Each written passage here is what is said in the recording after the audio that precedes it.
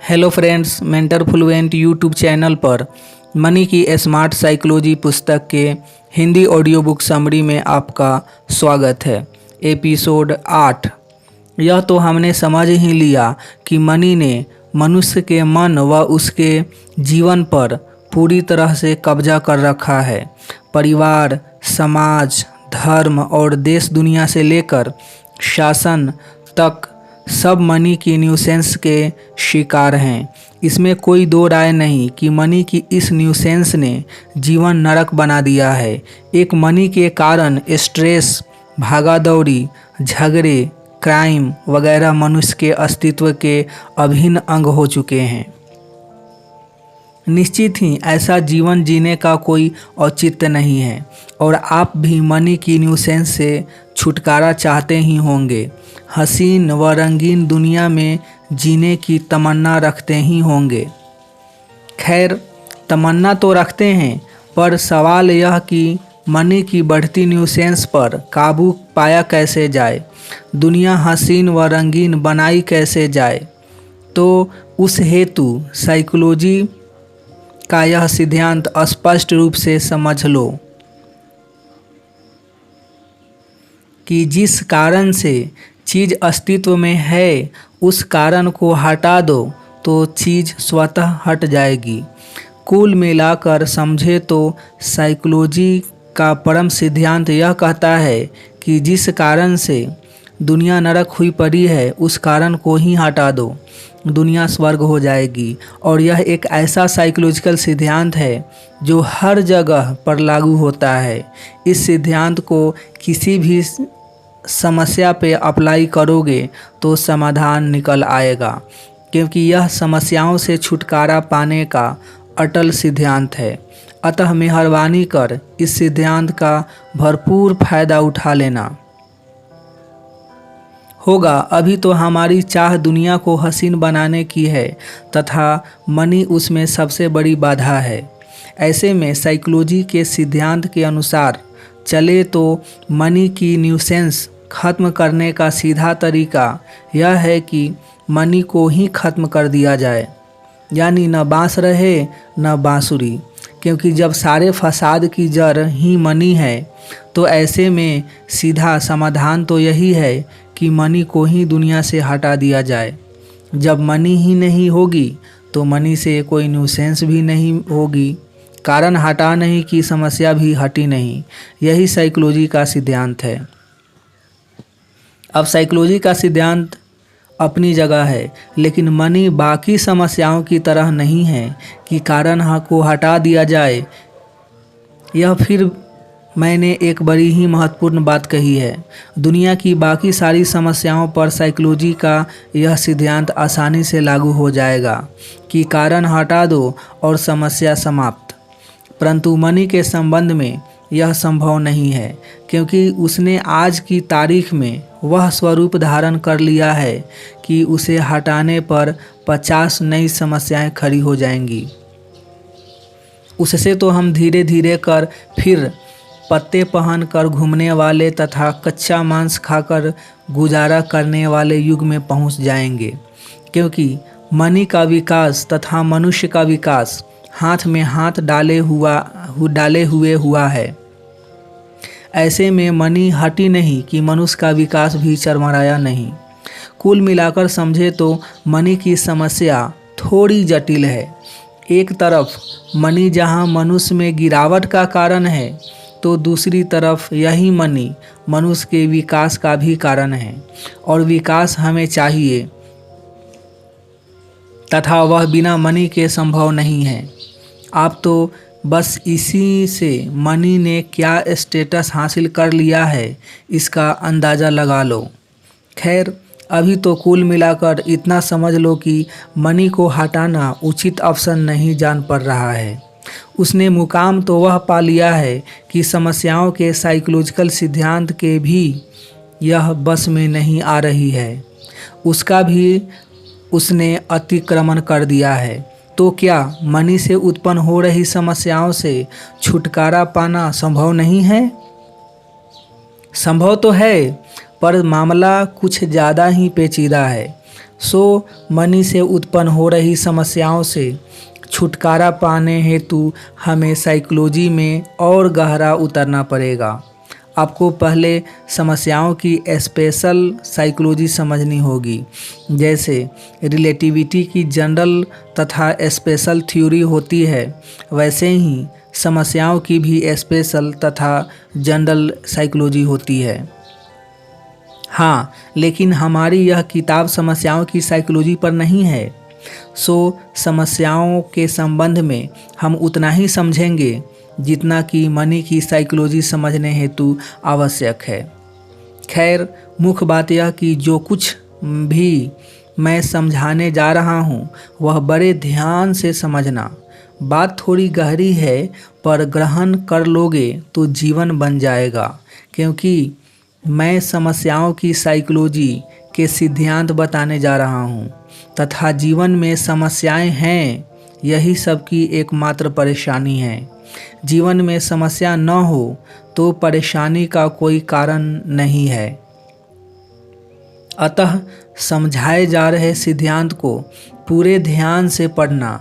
यदि उन्हें अपनी पूर्णता में ग्रहण कर लोगे तो न सिर्फ मनी से संबंधित समस्याओं पर विजय पालोगे, बल्कि जीवन की तमाम समस्याओं को सुलझाते सीख जाओगे।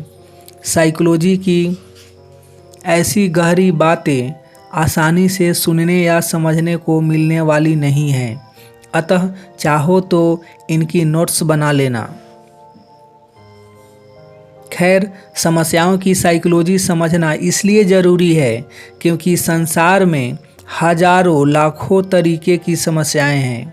हर एक के जीवन में समस्याओं का अंबार लगा पड़ा है, और समस्याओं की सबसे बड़ी समस्या यह कि एक भी समस्या दूर नहीं हो रही है। सवाल यह कि समस्याएं दूर क्यों नहीं हो रही है। भ्रष्टाचार खत्म करना है, यह सभी लोग सदियों से कहते आ रहे हैं। फिर भ्रष्टाचार खत्म क्यों नहीं हो रहा है। टेंशन खत्म करने हैं, यह सब कहते हैं। फिर टेंशन खत्म होते क्यों नहीं हैं। और बात सिर्फ टेंशन या भ्रष्टाचार की नहीं है। समस्या कोई भी हो, वह किसी भी प्रकार की हो, समाप्त नहीं ही हो पा रही है, और यह सबका अनुभव है। आप भी अनेक समस्याओं से जूझ रहे होंगे, उनसे छूटने के प्रयास भी कर रहे होंगे, परंतु अंत में निराशा ही हाथ लग रही होगी। और इस पूरी बात का सबसे रोचक तथ्य यह है कि मनुष्य की अधिकांश समस्याएं युगों पुरानी हैं, यानी युगों से की जा रही कोशिशें भी काम नहीं आ रही है। खैर, सवाल यही कि आखिर ऐसा क्यों हो रहा है। समस्याओं का अंत आ क्यों नहीं रहा है। समस्याओं से छुटकारा सभी चाहते हैं, समस्याओं में जीना कोई नहीं चाहता है। तो फिर समस्याओं के बाबत गहरे चिंतन क्यों नहीं किए गए। समस्याओं की गहरी साइको एनालिसिस कभी क्यों नहीं करी गई है। मनुष्य की समस्याओं के निवारण हेतु गंभीरता क्यों नहीं दिखाई जा रही है। चलो छोड़ो, क्या किया है तथा क्या नहीं की चर्चा छेड़ेंगे तो बात बहुत दूर तक जाएगी। अभी तो फिर मुख्य बात पर लौट आते हैं, और प्रमुख बात यही कि अधिकांश समस्याएं युगों से चली आ रही है। हकीकत भी यही है कि सत्ता, समाज, धर्म से लेकर बुद्धिमान तक सब मिलकर भी जीवन की किसी भी समस्या का निवारण नहीं ला पाए हैं। अच्छा लगे या बुरा, लेकिन सच्चाई यही है। खैर, अब ऐसे प्रश्न उठता ही है कि सबकी तमाम कोशिशों के बावजूद समस्याएं समाप्त क्यों नहीं हो पा रही है। जवाब एक ही है कि कभी भी समस्या की ठीक से गहरी साइको एनालिसिस नहीं करी गई है। समझो यह कि उसके बगैर समस्याएं समाप्त कैसे करी जा सकती है। अब हम सीधे समस्याओं की साइको एनालिसिस करने की कोशिश करते हैं, और आप यदि समस्याओं पर विजय पाना चाहते हैं तो मैं जो समझाने जा रहा हूँ वह थोड़ा ध्यान से समझना। तो सबसे पहले यह बताओ कि समस्या है किसे। निश्चित ही सिर्फ मनुष्य को, चांद, तारों या जानवर को कोई ऐसी खास समस्या नहीं है। अतः सबसे पहली बात तो यह गांठ बांध लेना कि समस्या किसी भी प्रकार की नज़र आती हो, उसका ताल्लुक सिर्फ और सिर्फ मनुष्य से है। इस पूरे ब्रह्मांड में एक मनुष्य को छोड़ किसी को कोई विशेष समस्या नहीं है। यह हमने समस्या की साइको एनालिसिस करनी प्रारंभ कर दी। इससे किसी भी चीज़ की साइको एनालिसिस कैसे करते हैं यह भी समझने की कोशिश करना। साइको एनालिसिस का अर्थ है प्रारंभिक बिंदु से स्टार्ट करके स्टेप बाय स्टेप अंतिम पॉइंट तक पहुंचना। और इस संदर्भ में समस्या का प्रारंभिक बिंदु यह है कि समस्या सिर्फ मनुष्य को है और यह सब जो मैं समझाने की कोशिश कर रहा हूँ वह सब अन्य कहीं समझाने को या समझने को नहीं मिलेगा, क्योंकि साइकोलॉजी की उच्चतम शिक्षा में भी जो साइकोलॉजी पढ़ाई जाती है वह ज़्यादा गहरी नहीं है होगा। अभी तो मुख्य बात यह कि समस्या का सीधा ताल्लुक सिर्फ और सिर्फ मनुष्य से है और इस बात के सबूत के तौर पर कहूँ तो मनी भी मनुष्य की समस्याएं है तथा धर्म व भगवान भी मनुष्य की ही समस्या है। एक मनुष्य को छोड़कर ब्रह्मांड में किसी के लिए न मनी समस्या है और न धर्म। कुल मिलाकर कहने का सीधा तात्पर्य यह कि समस्या कोई भी हो, उसका ताल्लुक मनुष्य से बिठाए बगैर कोई समस्या न तो समझी जा सकती है और न ही समाप्त की जा सकती है, क्योंकि सारी प्रमुख समस्याएं सिर्फ मनुष्य को है। अतः समस्या की बात चलते ही निगाह मनुष्य पे लगाओ, इधर उधर कहीं देखो मत तथा इधर उधर की बात करो मत। यह तो मैं जोर देकर इसलिए कह रहा हूँ क्योंकि समस्या मनुष्य को है तथा प्रयोग दूसरों के साथ किए जा रहे हैं और उस दूसरे में सब कुछ आ गया। इस बात पर जोर इसलिए दे रहा हूँ क्योंकि यही युगों से किया जा रहा है। समस्या मनुष्य को है तथा प्रयोग भगवान व धर्म के साथ हो रहे हैं। समस्या मनुष्य को है तथा प्रयोग समाज में हो रहे हैं। ऐसे में आप ही बताओ कि समस्याओं का हल निकलेगा कैसे। आप समझदार हैं तथा यह मैंने बड़ा ही तगड़ा व कड़क इशारा कर दिया है। चलो, यह तो हमने समस्या का प्रारंभिक बिंदु समझा कि हर समस्या का सीधा ताल्लुक सिर्फ मनुष्य से है। ऐसे में यह सवाल भी उठना लाजमी ही है कि मनुष्य अकेले को इतनी समस्याएं क्यों हैं। तो उस हेतु मनुष्य का बाकी चीज़ों से क्या फ़र्क है यह समझना होगा। और फ़र्क यह कि मन तथा जीवन अपनी पूर्णता में सिर्फ मनुष्य को उपलब्ध है। जीवन की ऐसी पूर्णता पूरे ब्रह्मांड में अन्य किसी को उपलब्ध नहीं है तथा निश्चित ही जीवन पूर्णता में उपलब्ध होना कोई समस्या नहीं है। मन और जीवन पूर्णता में उपलब्ध होना तो मनुष्य को प्रकृति का आशीर्वाद है। तो फिर मनुष्य को इतनी समस्याएं होने का कारण क्या है? कारण यह है कि मनुष्य का जीवन, मन, जीवन तथा प्रकृति के अनगिनत नियमों से बंधा हुआ है। मनुष्य का मन और जीवन प्रकृति के अनगिनत नियमों से बंधा हुआ है। आप कहेंगे कि बंधे रहने दो, इसमें क्या समस्या है? आप सही कह रहे हैं, इसमें कोई भी समस्या नहीं है। जीवन के नियमों से बंधे होने में क्या बुराई हो सकती है? कुछ नहीं। अरे फिर बताओ कि मनुष्य अकेले को इतनी समस्या क्यों है? तो वह इसलिए क्योंकि मनुष्य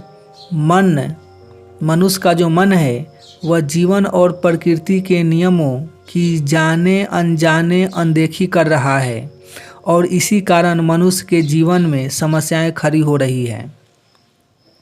मनुष्य को आ रही सारी समस्याओं का अन्य कोई दूसरा कारण नहीं है। यह मैंने एक बड़ा ही महत्वपूर्ण इशारा कर दिया होगा। अभी तो सवाल यह उठता है कि मनुष्य नियमों की अनदेखी क्यों कर रहा है। तो वह इसलिए क्योंकि अधिकांश लोगों को नियमों का ज्ञान ही नहीं है।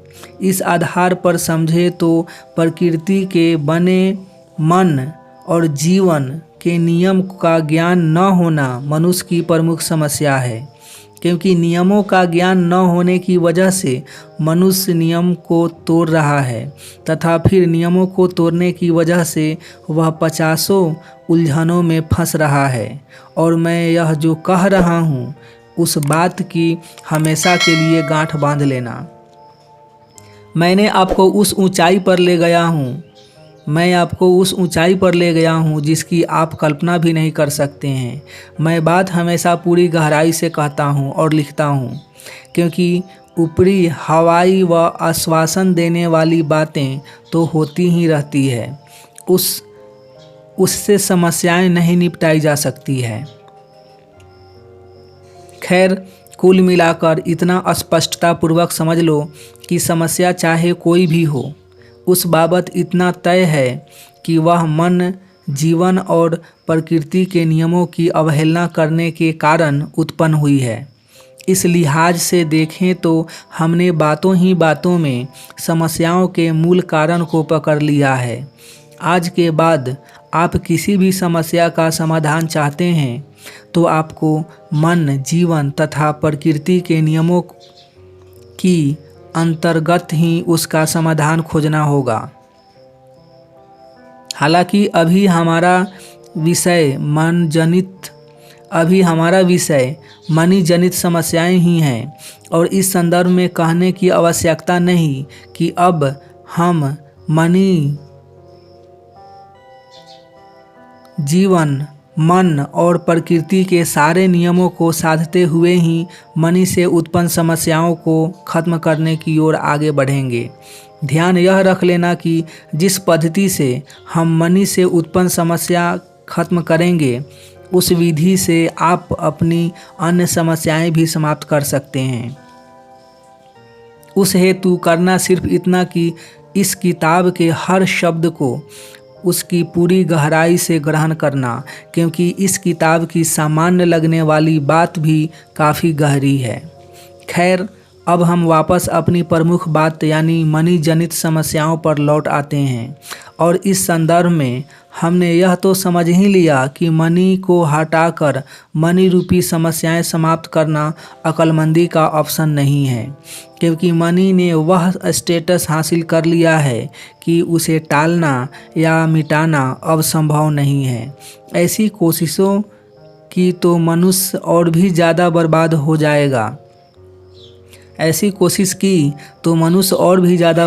जाएगा। क्योंकि मनी कोई शरीर पे उगी फुंसी नहीं है कि काटो व बात समाप्त। मनी अब मनुष्य के जीवन का महत्वपूर्ण हिस्सा हो चुकी है, सो मनी को समाप्त किया नहीं जा सकता है। तो फिर ऐसे में हमारे पास एक ही उपाय बचता है, और वह है समस्याओं की स्पेशल थ्योरी को अप्लाई करने का, यानी समस्या को हवा दे रही चीज़ों पर लगाम कस दो। कुल मिलाकर कहूँ तो मनी को पावर देने वाली जड़ को समाप्त कर दिया जाए, क्योंकि पावर कम होते ही न्यूसेंस अपने आप कम हो जाएगी, और निश्चित ही मनी को पावर देने वाली वह जड़ ज़रूरत है। परंतु दिक्कत यह है कि मनी के संबंध में यह भी संभव नहीं है, क्योंकि यह जीवन के परम नियम के खिलाफ है। और मैंने समस्याओं की साइको एनालिसिस करके समझा ही दिया है कि समस्याओं का समाधान मन, जीवन तथा प्रकृति के नियमों के दायरे में ही खोजना होगा। यह तो चूँकि ऐसा नहीं किया जा रहा है, इसलिए युगों से किसी समस्या का समाधान नहीं निकल पा रहा है। होगा, यह तो स्पष्ट है कि मनी के चलन को समाप्त कर समस्या सुलझाई नहीं जा सकती है। दूसरा उपाय बचता है मनी को पावर देने वाली चीज़ें यानी ज़रूरत पर लगाम कस दी जाए। परंतु यह भी संभव नहीं है, क्योंकि जीवन के परम नियम के खिलाफ है। और मैं स्पष्ट रूप से समझा चुका हूँ कि नियमों का सम्मान करना ही होगा। ऐसे में समझना जरूरी हो जाता है कि जीवन का परम नियम है क्या। निश्चित ही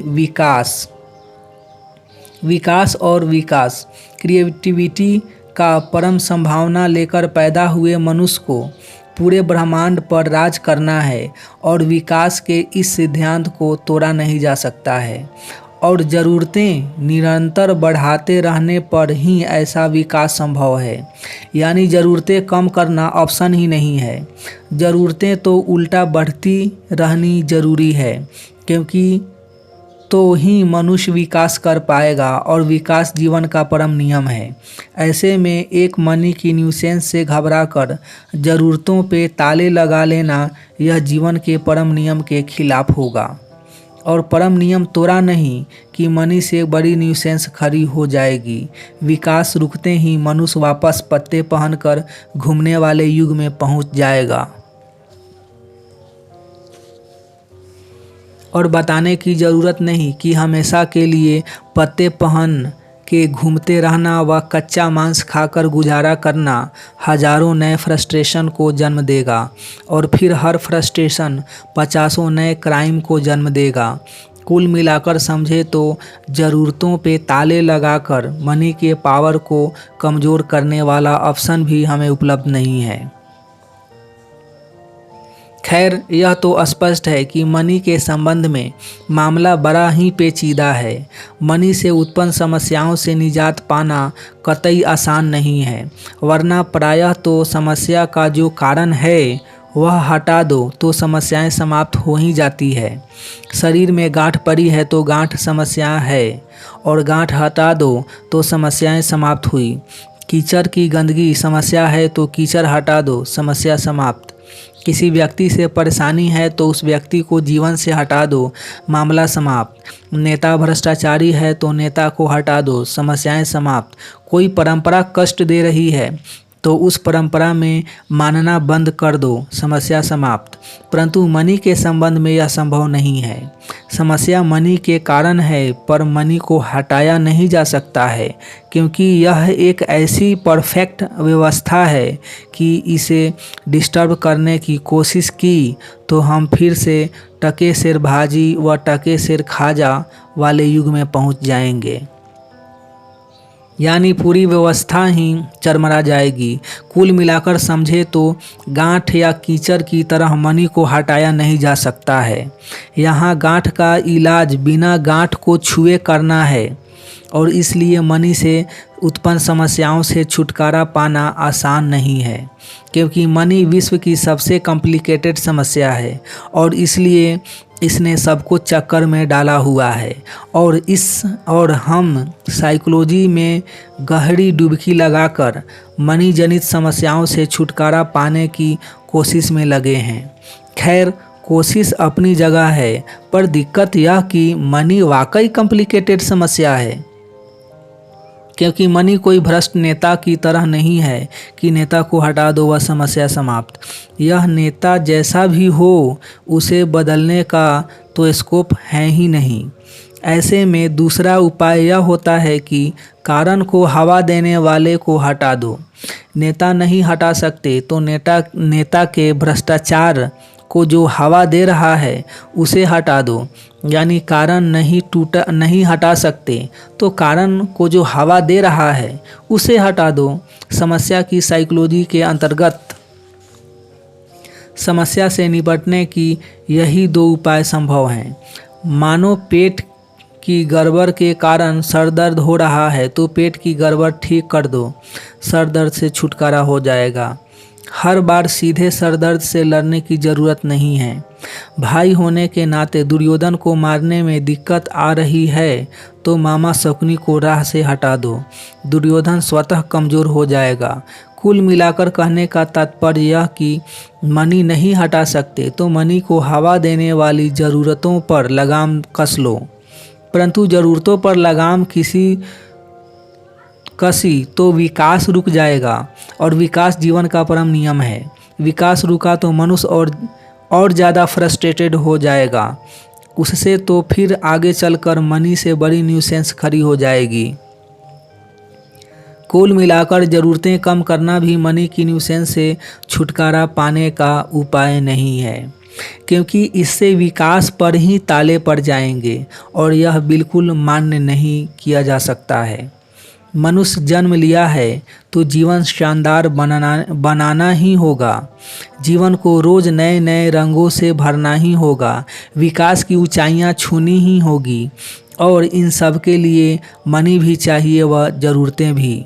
सो न मनी हटाई जा सकती है और न ही ज़रूरतों पे ताले लगाए जा सकते हैं। यानी समस्या की साइकोलॉजी से मनी रूपी समस्या का समाधान नहीं आ सकता है। इसलिए तो यह द मनी है। इसका पावर इतना है कि यह समस्याओं की साइकोलॉजी का भी उल्लंघन कर रही है। वरना तो कारण या कारण को हवा देने वाली चीज़ों दो में से किसी एक को हटा दो तो समस्या से छुटकारा पा लो। और यह सिद्धांत मनी को छोड़कर बाकी सारी समस्याओं का इलाज खोज सकता है। लेकिन मनी तो ऐसी आइटम हो गई है कि चाहे जितने कष्ट दे तो भी न मनी हटाई जा सकती है और न उसे हवा देने वाली ज़रूरतें।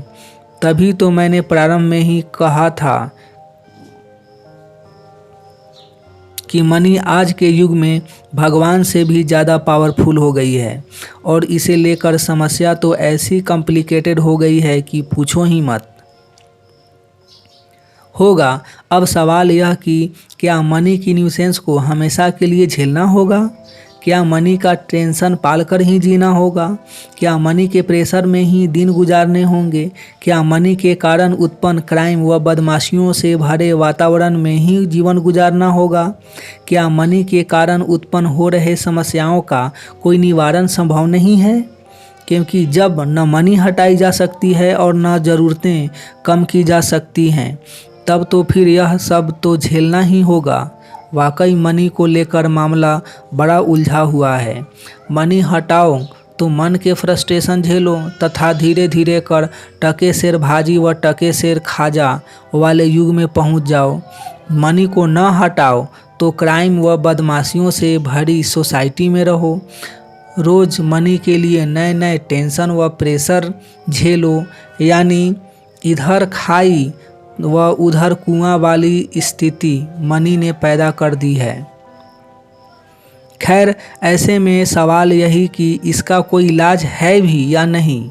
क्या ऐसा नहीं हो सकता कि मनी रहे पर उसकी न्यूसेंस न रहे, यानी विकास सारी रहे, मन प्रसन्न रहे तथा इन सब के बावजूद मनी का प्रेशर न रहे?